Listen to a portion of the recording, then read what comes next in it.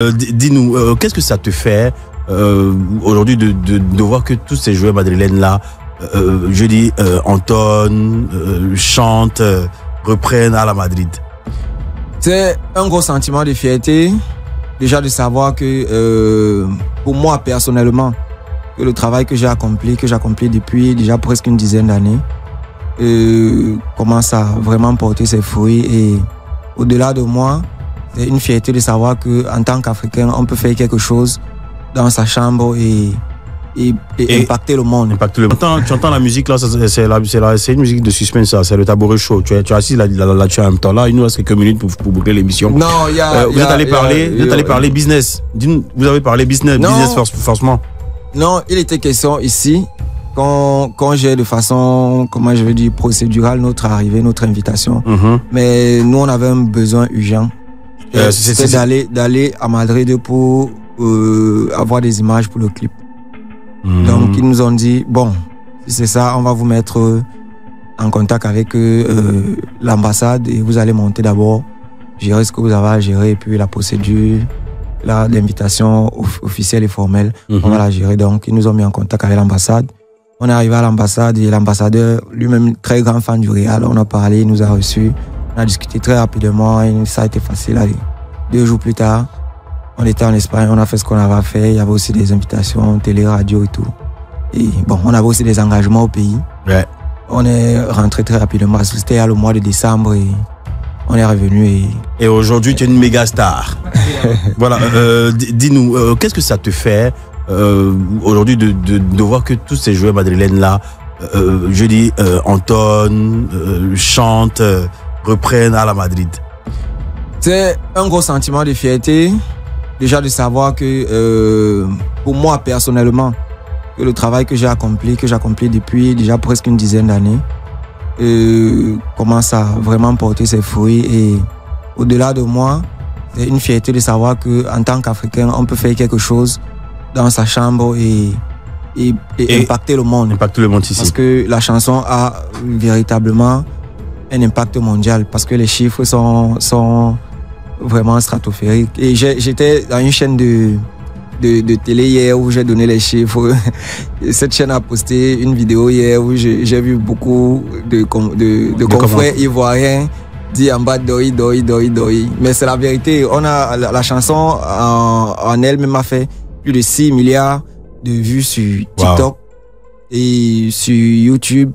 Bon, par exemple, mon compte, ma chaîne YouTube, les vidéos produites sur ma chaîne YouTube qui utilisent la chanson, on est à plus de 50 millions de vues. Et ça ne représente même pas, c'est environ 2,5%. Donc sur YouTube, les vidéos produites sur YouTube en utilisant la chanson sont à plus de 2 milliards d'écoutes, en fait, de vues. En termes d'argent, ça donne combien? La même question, les Ivoiriens. Mais attends, mais n'aie pas peur, faut dire. Parce que derrière, tu es un modèle aujourd'hui et il y a certains jeunes qui souhaitent faire comme toi, tu vois. Il y a, comment je dis, il y a un temps pour s'aimer, il y a un temps pour entretenir, il y a un temps pour récolter. Il n'y a pas de souci. Dis-moi, Badnova, tu n'as pas peur que cette chanson prenne plus le pas sur ta carrière dans l'ensemble? C'est vrai.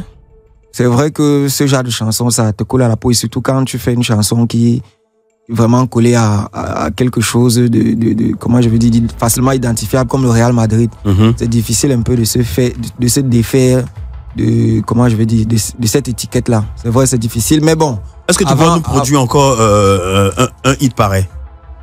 L'avenir nous dira. De toute façon, moi, je travaille toujours avec la même intensité, peut-être encore plus même. Pas peut-être la même, mais je pense que je travaille encore plus parce que, comme on dit souvent, monter c'est facile, se maintenir c'est encore plus compliqué. C'est un peu plus compliqué. Je dis, de ce rêve dans lequel tu vis aujourd'hui, qui est devenu une belle réalité, d'où est parti le déclic?